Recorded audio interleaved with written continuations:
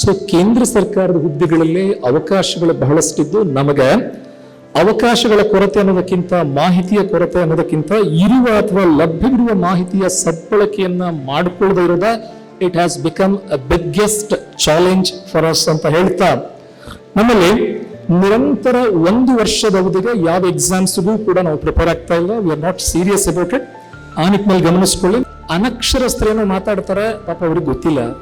ತಿಳುವಳಿಕೆ ಇಲ್ಲದೆ ಇರೋರು ಮಾತಾಡ್ತಾರೆ, ಅವರಿಗೆ ಟೆಕ್ನಾಲಜಿ ಮೂಲಕ ಸರ್ಚ್ ಮಾಡೋದು ಗೊತ್ತಿಲ್ಲ. ನೀವು ವಿದ್ಯಾವಂತರಲ್ಲಪ್ಪ, ನೀವು ಪ್ರಜ್ಞಾವಂತರಲ್ಲ. ನಾನು ಹೇಳಿರೋ ಪ್ರತಿ ಮಾತನ್ನ ಗೂಗಲ್ಗೆ ಹೋಗಿ, ಯೂಟ್ಯೂಬ್ಗೆ ಹೋಗಿ, ವಿಕಿಪೀಡಿಯಾಗೆ ಹೋಗಿ, ವಾಟ್ಸ್ಆಪ್ಗೆ ಹೋಗಿ, ಇಲ್ಲ ಟೆಲಿಗ್ರಾಮ್ಗೆ ಹೋಗಿ. ಯಾಕಂದ್ರೆ ಅವೆಲ್ಲ ಇಂದಿನ ಯುವಕರ ದೊಡ್ಡ ಯೂನಿವರ್ಸಿಟಿಗಳು.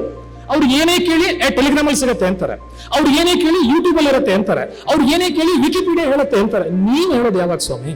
ಆಯ್ತಪ್ಪ, ನೀವು ನಂಬಿರೋ ಯೂನಿವರ್ಸಿಟಿಯಲ್ಲೇ ಸರ್ಚ್ ಮಾಡಿ. ನಾನು ಹೇಳಿರೋ ಪ್ರತಿ ಮಾತನ್ನು ಗಮನಿಸ್ಕೊಳ್ಳಿ. ಇಡೀ ಜಗತ್ತಲ್ಲಿ ಅತಿ ಹೆಚ್ಚು ಸರ್ಕಾರ ನೌಕರಿಗಳಿರುವಂತ ಏಕೈಕ ದೇಶ ಅದು ನನ್ನ ಭಾರತ ಅಲ್ಲ, ನಮ್ಮ ಭಾರತ ಅಂತ ಹೇಳಿ ನಂಗೆ ತುಂಬಾ ಖುಷಿ ಇದೆ, ಗರ್ವ ಇದೆ.